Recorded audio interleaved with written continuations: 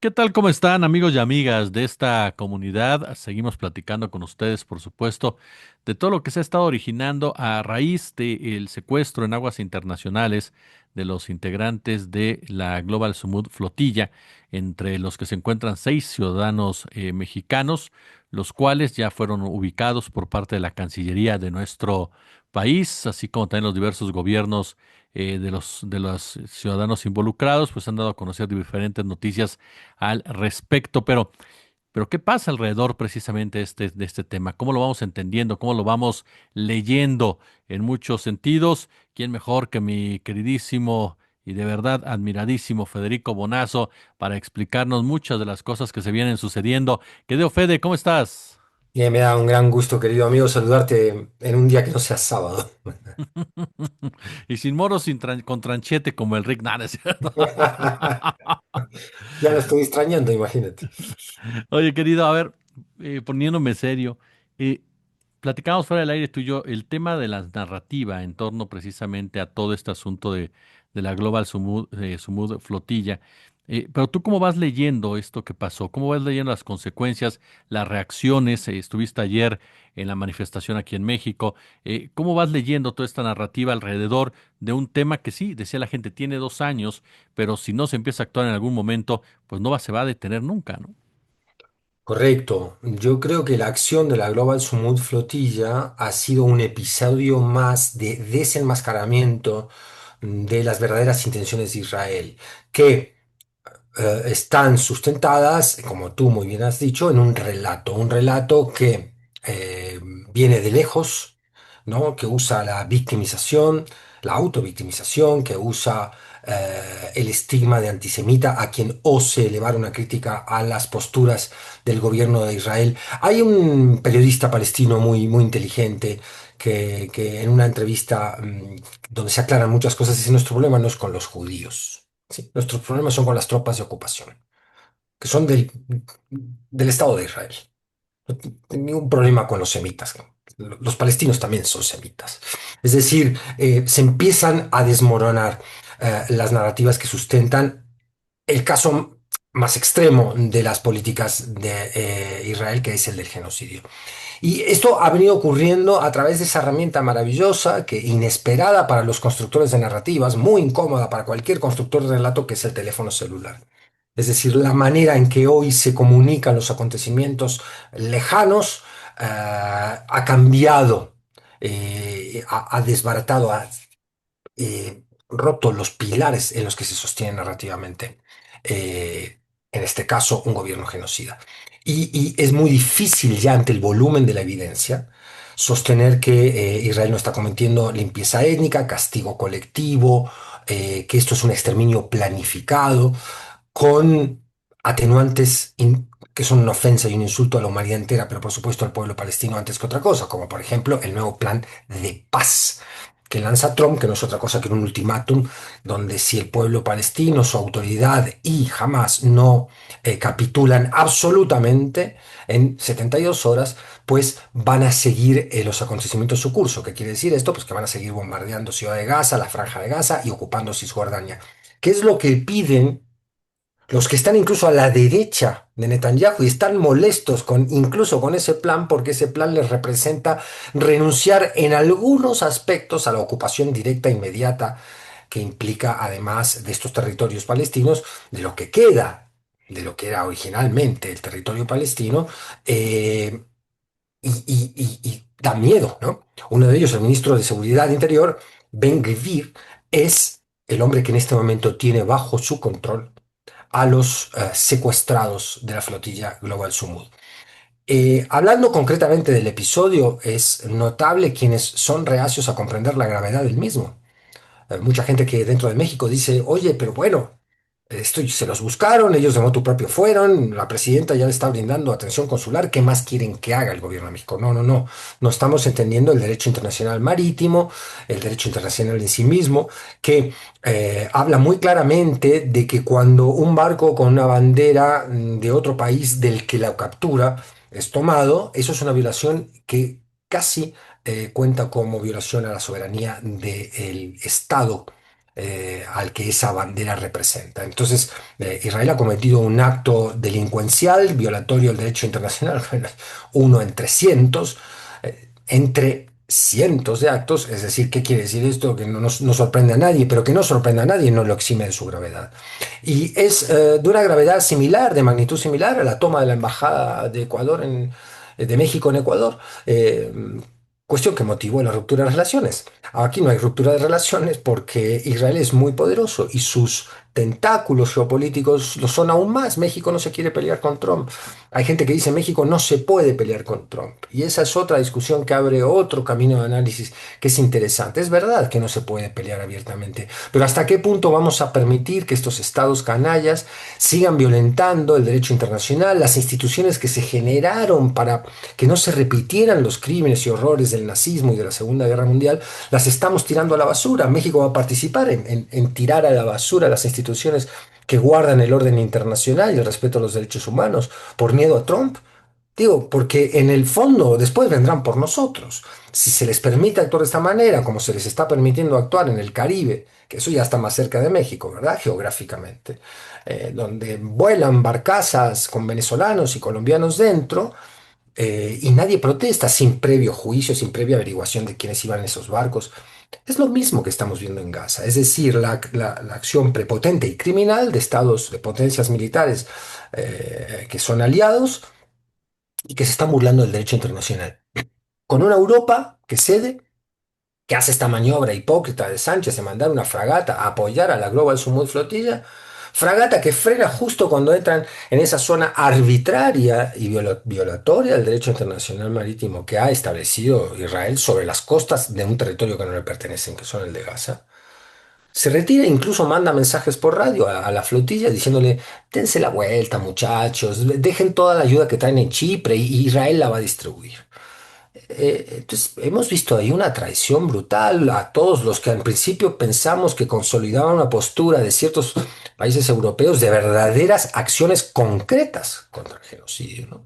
De hecho, querido, disculpa, un- un balance según me vienen las ideas a la cabeza. Esto es un tema que se está desarrollando, pero concluyo con esto, lo que tú decías. Se ha desmoronado la narrativa de Israel, y este episodio de la Global Summit Flotilla ha contribuido en gran medida a ese desmoronamiento. Oye, y qué bien ahora, como bien señalabas, hay diferentes reacciones, los países quedan de repente evidenciados. Parecería que es la población la que tiene que salir ya a hacer las peleas o pelear las luchas que tendrían que ser los gobernantes los que tuvieran que enfrentarlas. Totalmente de acuerdo, lo hemos hablado tú y yo en varias ocasiones ya. La calle es hoy el principal instrumento para detener el genocidio, porque es una palanca para que se activen los gobiernos. Los gobiernos se han activado de manera retórica, o sea, la evidencia de la barbaridad, del crimen, del genocidio es tan grande que hasta Felipe VI en la Asamblea General de las Naciones Unidas tiene que admitirlo. Pero una cosa es admitirlo y otra es combatirlo.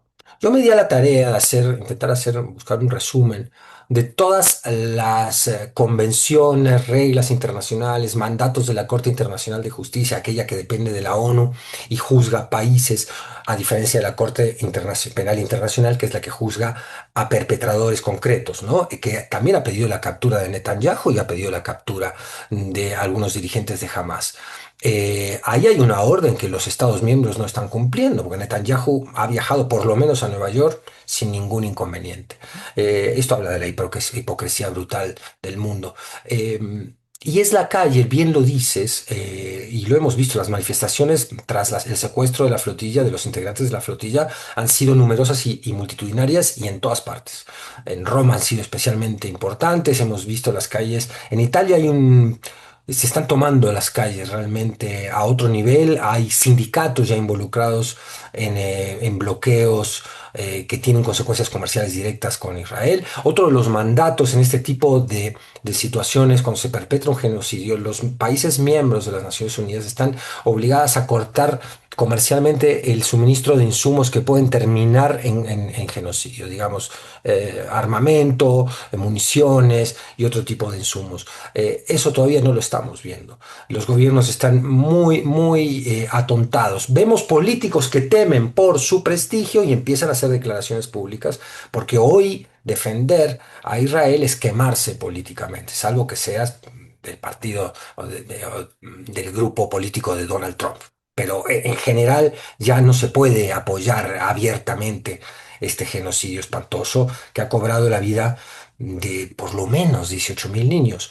Hay que contemplar, Jesús, el nuevo recuento que propone Francesca Albanese, la relatora especial de Naciones Unidas para el caso, que ella dice que hay un subregistro muy importante y se basa en estudios, por ejemplo, de entidades tan prestigiosas como Lancet, para decir que se está prolongando en el tiempo un subregistro enorme de los daños, tanto de muertes violentas de población civil y de niños en Palestina, como de heridos, mutilados, etcétera. Y las cifras que ella maneja como posibles son 10 veces la que estamos manejando ahora. Entonces, yo creo que estamos ante un hecho, bueno, no creo, la evidencia confirma que estamos ante el hecho más atroz hasta ahora del siglo XXI. Y la lentitud o la falta de respuesta o la complicidad, un poquito más encubierta, bastante más abierta de tantas naciones del mundo, hablan de que estamos en una situación muy diferente a la que vivió la humanidad cuando se presentó el fascismo de Hitler. Allí hubo una alianza para frenarlo, porque les habían tocado territorios que les importaban. Aquí, como el pueblo palestino realmente, como denunciara hace tanto tiempo y con tanta certeza Noam Chomsky, no le interesa demasiado a la gente y mucho menos a los que tendrían que ser sus aliados naturales, culturales principales, que son las naciones árabes que han firmado o han apoyado este nuevo acuerdo de paz. De todas maneras, ya hay propuesta, no acuerdo de paz. Ya hay señales que ha dado Israel que han puesto molestos también a las naciones árabes, como diciendo, ustedes siempre quieren todo, siempre están dispuestos a violar los propios cese de fuego que ustedes dicen que van a sostener. Y cuando prometen que va a haber soluciones pacíficas, siguen con las acciones expansionistas. La calle es en este momento la herramienta principal de todos aquellos que pensamos que a este crimen atroz hay que responder con urgencia.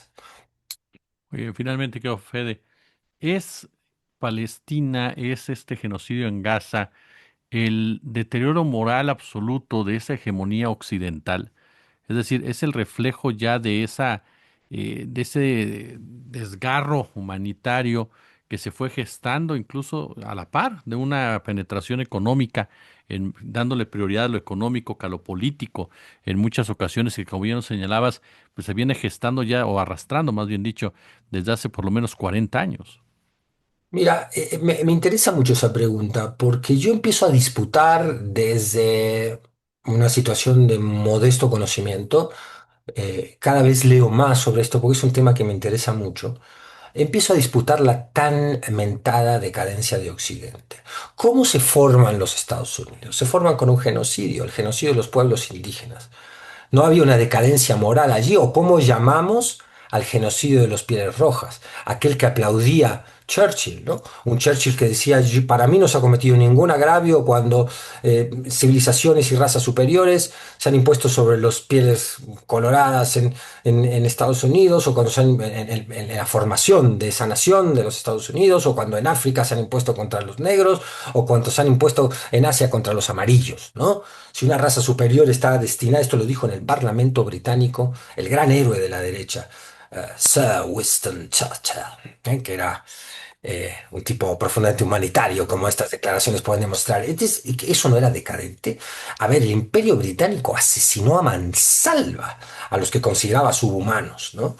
La esclavitud, Vietnam, Corea, Irak, Abu Ghraib, las cárceles clandestinas, Guantánamo, eso no fue con Trump. Fue con esta alianza infame de la historia, que la historia no deberá olvidar, entre Aznar, Tony Blair y George W. Bush, que causó millones de muertos inocentes civiles en Irak, para quedarse con el negocio de la reconstrucción, como ahora se quieren quedar con el negocio de la reconstrucción de Gaza y poner al mismo Tony Blair como si la historia se hubiera olvidado y Irak no existiera en la historia, como regente colonial de la nueva Palestina.